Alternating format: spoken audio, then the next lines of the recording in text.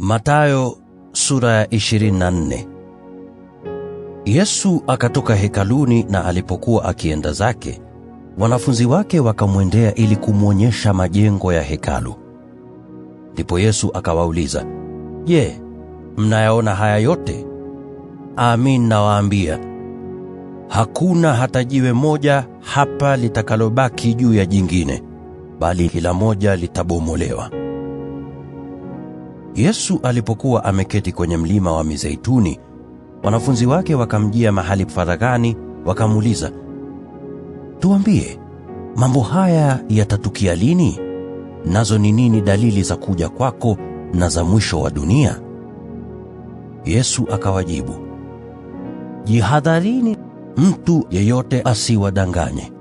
Kwa maana wengi watakuja kwa jina langu wakidai, 'Mimi ndiye Kristo,' nao watawadanganya wengi. Mtasikia habari za vita na matetesi ya vita. Angalieni msitishike, kwa maana haya hayana budi kutukia, lakini ule mwisho bado. Taifa litainuka dhidi ya taifa na ufalme dhidi ya ufalme. Kutakuwa na njaa na matetemeko ya ardhi sehemu mbalimbali. Haya yote yatakuwa ndio mwanzo wa utungu. Ndipo mtasalitiwa, ili mteswe na kuuawa, nanyi mtachukiwa na mataifa yote kwa ajili yangu. Wakati huo wengi wataacha imani yao, nao watasalitiana kila mmoja na mwenzake na kuchukiana.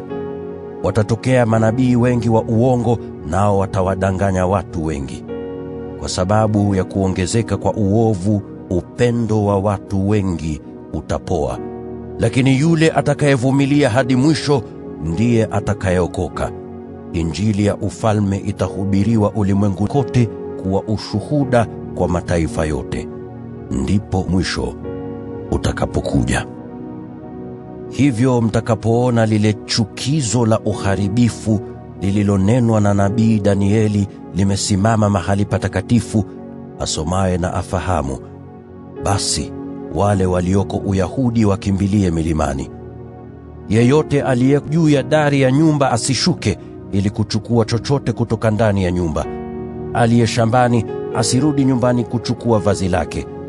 Ole wao wenye mimba na wale wanaonyonyesha watoto siku hizo. Ombeni ili kukimbia kwenu kusiwe wakati wa baridi au siku ya Sabato, kwa maana wakati huo kutakuwa na dhiki kuu ambayo haijapata kuwako tangu mwanzo wa dunia mpaka sasa, wala haitakuwako tena.